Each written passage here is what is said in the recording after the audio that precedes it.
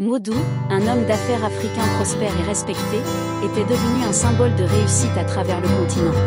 Parti de rien, il avait bâti un empire qui s'étendait de l'industrie minière à la technologie. Mais malgré sa renommée et sa fortune colossale, Modou gardait un profond respect pour ses racines. Un jour, il décida qu'il était temps de retourner dans son village natal, Rufisque, pour contribuer à son développement et donner aux jeunes générations les chances qu'il n'avait pas eues.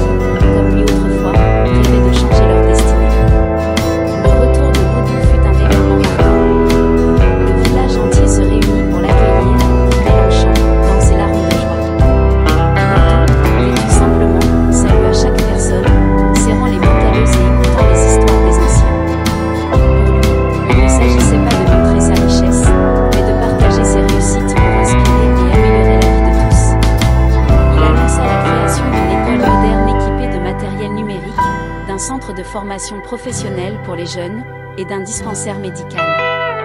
Il ne s'agissait pas seulement de donner, mais de bâtir une communauté où chacun pourrait trouver sa place et contribuer au développement collectif.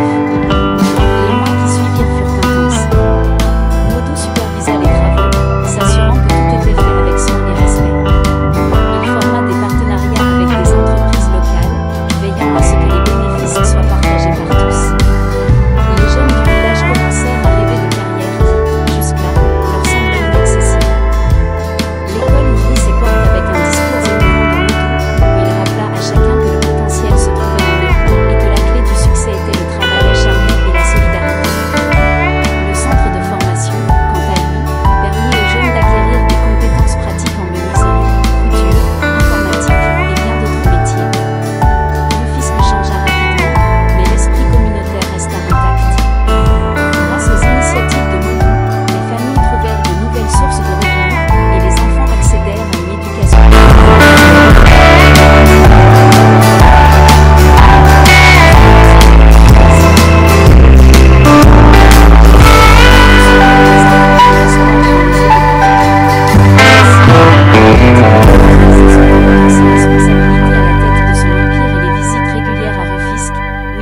Toujours une main amicale et un cœur reconnaissant.